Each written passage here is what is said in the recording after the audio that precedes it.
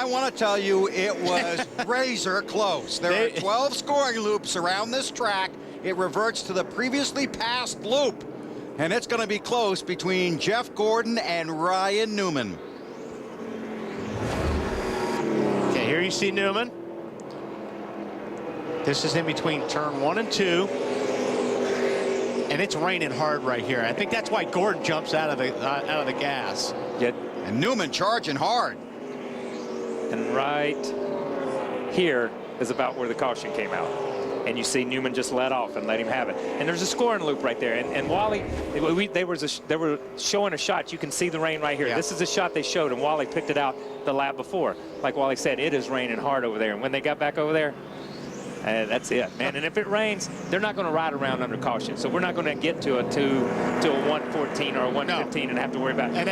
Yeah. Because when it's here, it's here. Yeah. And they're not going to get this place dry again if it rains that much. And that was a good call by NASCAR because we got to come at 114. I'll tell you what, you could wad up a lot of cars going into that corner as hard as it was raining. That is the worst corner in the world to get wet in that tunnel, in the tunnel corner. And you heard them say, 114, we can go to 114. So that's their mark. That seems to be everybody's mark. I think Larry made a great call on that. Larry said 114. So when you look at it, that's where it's at. Let me just go on record once again and say, if it rains this thing out, Jeff Gordon, I would officially like to announce my retirement from the sport of NASCAR auto racing, okay? Because I cannot compete against that. That's phenomenal. Amazing. Time for our Subway Pit News Report, and here's Ralph Shaheen. Bill, Ryan Newman has no idea how close he came to winning this race, because not only did he come awful close to making that pass, but Jeff Gordon had just come on the radio just before that pass was attempted and said, the tires are shot, I'm done, I've got nothing left. They said hang in there, and the caution flag came out, and Jeff Gordon holds on to the lead. This thing would not have made it another half a lap with Jeff Gordon out front. As you said earlier, sometimes when it's your year, it's just your year, and everything goes your way. No brakes, no tires, and you're still leading when maybe that last caution comes out to help take you to the checker. See how it all plays out. Yeah, you know, if it comes across here, if it just rains over there, they may be able to dry part of it out. But if it soaks the racetrack again, you know, we saw how long it took us. I know I'm wearing you out.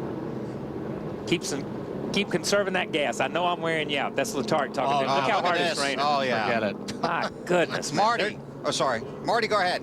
Well, I was going to say now the dilemma, who pits and who doesn't. Ryan Newman came on the radio when his crew asked him that, and he said, guys, I want to go for the win and not track position, but the win may be a moot point at this point. It looks like it's raining a little too hard over there, fellas.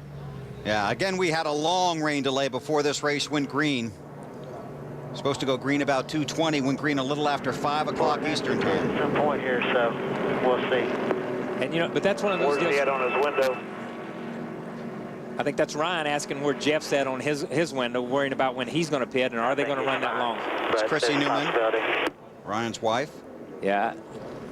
Surely Ryan knows if they're running through that much rain, they're not probably going to run it that far. But you know something? That the whole track doesn't look like it's... And that's just that one place. It's just that one place. But it's soaking wet where that one place is now. And if it only rains on that one area of the racetrack, that one corner, and we've seen it here before, if it only rains on that one corner, yeah, they will dry this racetrack. I think Jeff, when Jeff saw the 12 car coming that hard, and he caught him, Jeff knew from the brake issue he could not get in the corner as hard as he wanted to, and the 12 car was going to dive bomb him when he got to the tunnel turn. And Jeff had already given him the position and then realized, oh, maybe I need to go again. Larry, you still with us? Well, I know Steve Letarte is wearing Jeff Gordon out right now about conserving fuel, because what he's saying is in about 8 to 9 laps he has to come to pit road for fuel. But I think the deal is, under caution, he can run a lot further than that. So I don't think we have an issue here. He can probably run another 10 or 15 laps at the pace they're running right now, because Kyle Wally, you guys know, he can kick it up in neutral. He can do a lot of things to conserve fuel at this pace. Looks like to me they're possibly bringing him down pit road right now. Larry, let me just say this for the record. Drivers can't do anything. It's all crew chiefs. I'm seeing that now from this side. You guys that for years. From this side, I realize that now. Listen, McReynolds got a big enough head. Let's not get crazy. Thank you, Ralph. Cars have been brought to pit road, and they will display the red flag. Again, here's how close it was, and this is what they were talking about with Gordon apparently having issues. Well, don't forget, he feels he's off the tires, and it's raining back there. So, I mean, he figures he's going to wreck this thing, and I mean, and that's where, yeah. We're told that freeze right there is when the caution came out. Ryan Newman in second behind Jeff Gordon, and on pit road, Chrissy's reaction. It has been a long time between wins for Ryan Newman. But you got to feel good for about as good as they've run today. I mean, he had a... And Dover. Yeah, and Dover, yeah. Right. So they're turning their deal around. They have definitely turned it around. That entire group, not only the Ryan Newman and that team, but the 2-car also. They've turned a lot of their stuff around. I know Kurt had a bad week this week, but they've turned their stuff around over the last 4 or 5 weeks. That's amazing. So the car's getting covered up. And the problem is, you know, we're sitting here and it's 7 o'clock East Coast time, okay? So they don't have a lot of time. And we saw that it took an hour to drive the racetrack. And, you know, this is going to come down to a time element. And, you know, it's all but over. After 106 laps, and 2 guys who right now are happy about it because they might wind up 1 and 2, Jeff Gordon and Ryan Newman. And, boy, we didn't get 500. And, again, I'm not sure we're not going to get more laps in yet. Interesting. Alongside Larry McReynolds here, and Larry, you know, you're getting lots of props from the guys up in the booth about the strategy and call this. You know, I wanted to point out, it's dry over here. How big this track is, dry right here down the front stretch, and of course, way in the back of the track, very, very wet. Iffy if we're going to get anything else in here. Well, I promise you, they will not give up on it. They will keep going until they feel like they just cannot get it dry or it's getting too dark to race. They do not want to cut this race short. And trust me, there's several guys out there, including Ryan Newman, they don't want to see it either. Right.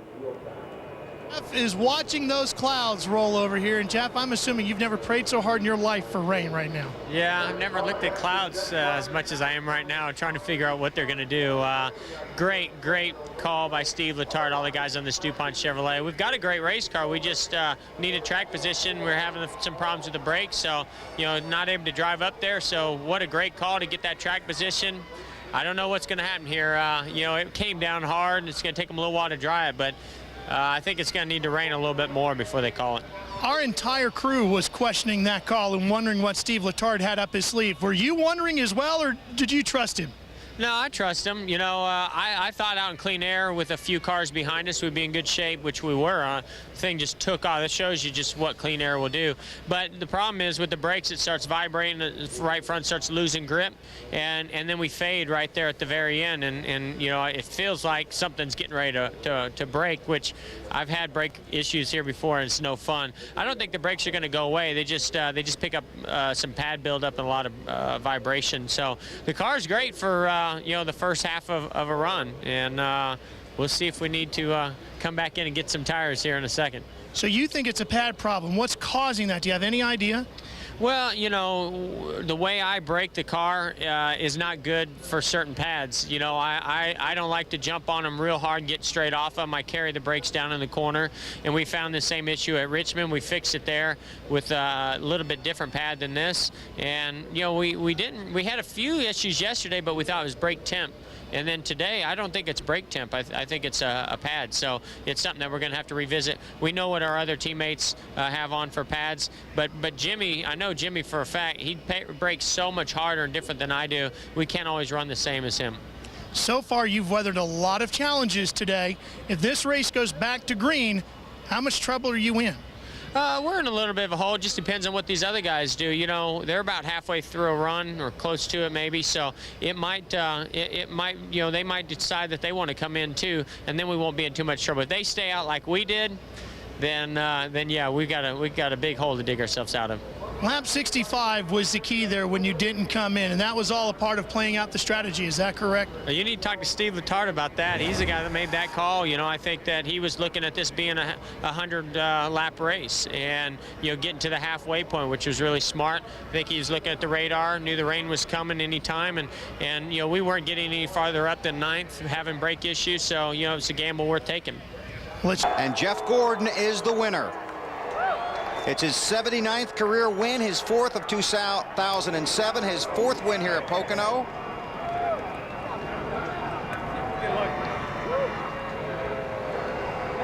I I think Steve Letart's the winner. I'm not sure Jeff's the winner. I think Steve's the winner. Marty? Oh, man, this has been a crazy, anxious moment for these guys waiting this one out. Have you ever won crazy races like this crazy fashion? You win Phoenix because of the pit call. You win today because of the pit calls. Has this ever happened in your career before, Jeff? You have to remind me. We need John Edwards in the He's right there. statistician there. Steve Letarte. You need to be talking to him, not me. He won this race today. We had a great race car, but without track position and without a great risky call like that, I can't believe we just won this race. Wow. I don't know what to say. Woo! Hi, baby. Let's wrangle the truth. You got to stay here, Jeff. Let's wrangle the truth out of your crew chief. Now, when you left him out there, was that your strategy, or was it just, tell us the truth? Well, our strategy changed.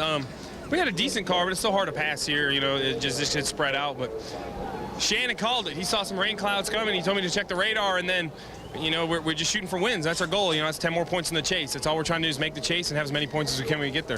Do you have a connection somewhere? You know how far the rain was? No, but when it rains, it pours. We've had years that we can't do anything right, and some years you can't do anything wrong, and you just got to ride the highs when they come, and that's what we're trying to do. I'm sure it's a lot of fun for you. Now, I don't know if you know what you caused, but you caused Kyle Petty to retire today. He said, I can't keep up with that kind of strategy. Man, I tell you what, we've had some drama this year on our wins, and when we do it, it's in dramatic fashion. Glad he's up there. I know he's doing a great job up in the booth, and what a great. I know it wasn't a full race, but a great way to bring TNT into this year. And man, I'm just so proud of all the guys at DuPont Chevrolet. I think DuPont, Nicorette, Pepsi, GMAC, Quaker State, Georgia Pacific.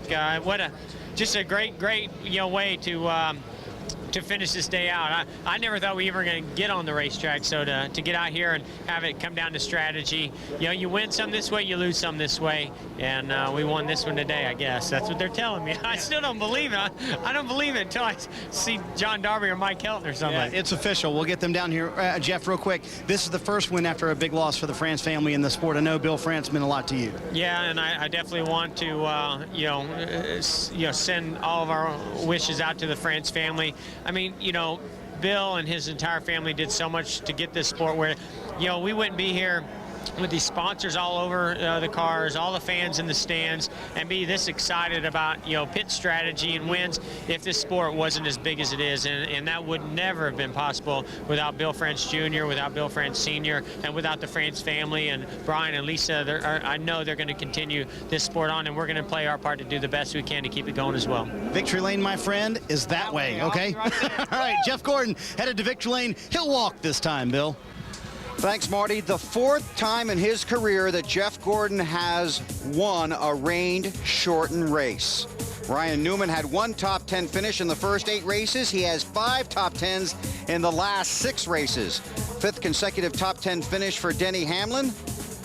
Chevrolet has won 13 of the 14 races this season, and for Rick Hendrick, his 11th win here at Pocono, the most of all the owners. And you see the rest of the unofficial results here in the rain-shortened Pocono 500, the first of our 6 races in the Summer Series on TNT. So Jeff Gordon wins again and maintains his lead in the championship standings. Tough day for Jimmy Johnson, finishes 42nd. Well, a wild and wacky day, but we do have a race winner, and Chevrolet and Hendrick Motorsports remain strong. Unbelievable. I think somebody said it earlier. When it's your year, it's your year. Right. I mean, and like Jeff said, you lose a lot of races that way, but these guys can't do anything wrong. And you're really going to keep coming back, right? I'm going to keep coming back. Because they changed their strategy. They changed their strategy. But I want to say this. Great drivers win dramatic races. Richard Petty is 200th at Daytona with the president there. You've seen Darrell. You've seen Dale Earnhardt Sr. Teams like that put themselves in position. And Jeff and those guys did it today.